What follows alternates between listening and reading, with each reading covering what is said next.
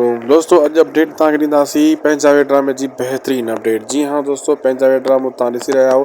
हाणे दोस्तों अचण वारे एपिसोडनि में पहिरियों तव्हांखे जेको आहे सांवल जे ख़िलाफ़ु ऐं हैदर जे ख़िलाफ़ु इहा नफ़रत ॾिसण वटां मिलंदी, छो त इहो कुराड़ो वञी चाकर ख़ान खे ॿुधाए छॾींदो आहे त सांवल ऐं हैदर मिली करे जमशेद सां ज़ुल्म करे रहिया आहिनि वग़ैरह वग़ैरह।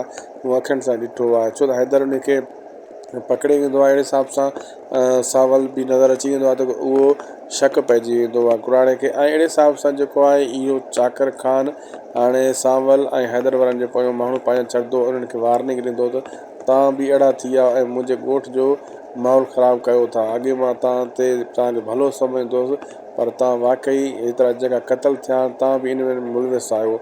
यानी हाणे इन्हनि जा बि हथ हथीका थी वेंदा। हैदर जी ग़लती जे करे हाणे जेको आहे सांवल सचो माण्हू बि फासी वेंदो।